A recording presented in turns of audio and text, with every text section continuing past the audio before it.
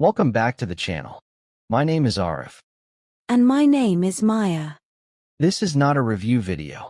This is not a top 10 list. And this is definitely not about box office numbers. Today's episode is about favorite movies. Not because they were perfect, but because they found us at the right moment in our lives. If you've ever watched a movie late at night, alone, with headphones on, and felt like the screen was talking directly to you, this episode is for you. Welcome to the podcast. Let's talk about the movies that raised us. Welcome to Midnight Reels, the podcast where movies aren't just watched, they're felt. Every week, we don't talk about cinema like critics. We talk about it like humans. The way movies meet us in heartbreak, ambition, loneliness, and hope. Today's episode is personal, dangerously personal. Because today, we're talking about our favorite movies. Not the best movies, but the ones that quietly changed us. Here's a truth nobody tells you. Your favorite movie says more about your life than your personality test ever will. Because we don't choose movies randomly. We choose them based on what we're missing. When you're young, you fall in love with movies about dreams. When you're broken, you fall in love with movies about survival. When you're lost, you fall in love with movies about meaning. And sometimes, you don't even realize a movie became your favorite. Until years later, when a single scene suddenly hits harder than it ever did before. Let me start with a movie that didn't just inspire me. It challenged me. A movie about an ordinary person with an impossible dream. Not flashy, not loud, just honest. The kind of movie you watch and think, if they can try, maybe I can too. That movie taught me something brutal. Dreams don't care about your fear. They don't care about your excuses. They don't care about your background. They only ask one question. Are you brave enough to fail for me? And the scary part? Most people aren't.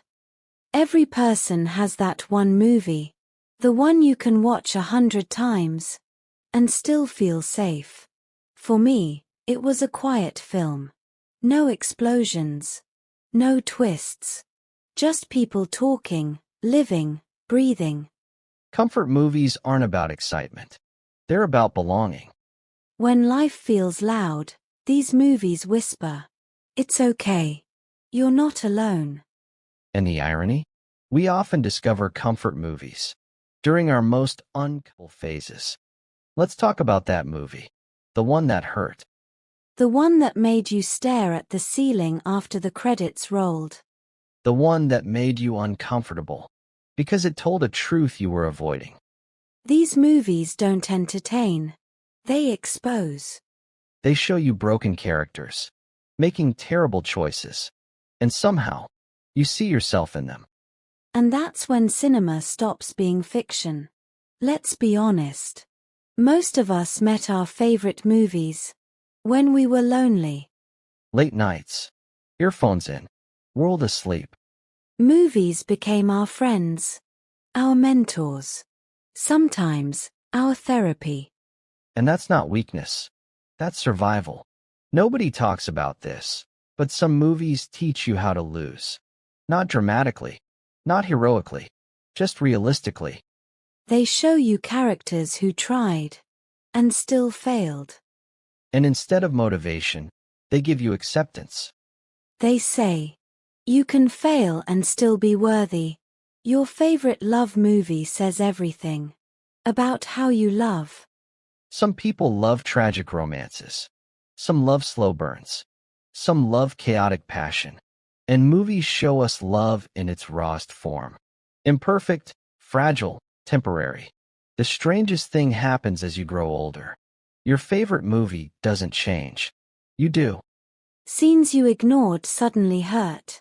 Dialogues you laughed at suddenly make sense. That's when you realize you didn't understand the movie back then. You were just meeting it. We don't rewatch movies for the plot. We rewatch them to revisit who we were when we first watched them. Movies are time machines. Some people learn from books, some from pain. Some of us learned from movies. And that's okay. Because stories are how humans have always learned. You know it's a powerful movie when you don't feel like talking after. Silence is its applause. Your favorite movie isn't about the characters. It's about you. It reflects your fears, hopes, regrets, and dreams. If you're listening to this right now, I want you to think about your favorite movie. Not the popular one. Not the cool answer. The honest one. The movie that stayed. Because somewhere in that story is a version of you trying to understand life. And that's why movies matter. If this episode made you think of a movie, comment its name below. Not for us, for you. Because stories deserve to be remembered. Subscribe if you believe movies are more than entertainment. And we'll see you in the next story.